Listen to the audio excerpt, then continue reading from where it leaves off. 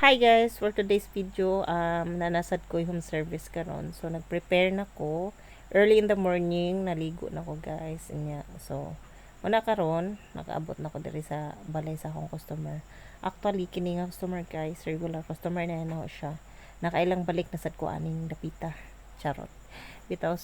So pag-ari na ko guys, one siya status sa iyang buhok. So as we can see guys, kini siya buhok niya baga pagid kaayo. Pero para na ho, basta magud matutukan na ho siya, balik-balik na ho customer. Di na ko malisuran guys kay I know nanagyug ko idea sa imong kung saan ako siya pagkuan. Pag ribbon.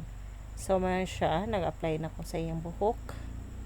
So while nag-apply ko guys, nagchika-chika sa mayani kay parang dugay-dugay naman po guys nga kanang kung ano po may kachika-chika ba. So mana siya while nag-application ko sa iyang hair, nagchika-chika mi ani tapos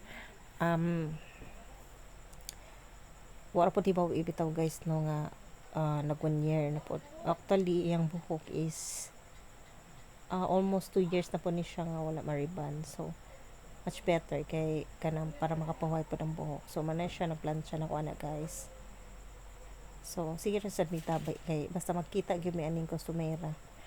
Sige ra gyud mi tabi kay pareha may mga tabian charot bitaw. So, man na siya pilig gyud aning customer nako guys kay buutan gyud ni siya humble. Humble kayo niya. Every time nga mag-home service ka guys, na gyud ni siya pakapin charot bitaw. So, I'm so grateful and blessed kay yang gyud siya sa akong trabaho.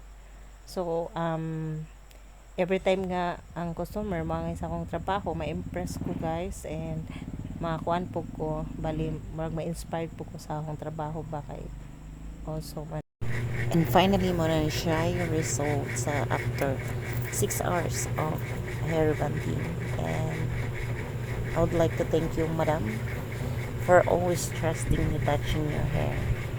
So I'm so blessed kay always gyud ka na magpa-ribbon. So that's all for today. Thank you guys for watching.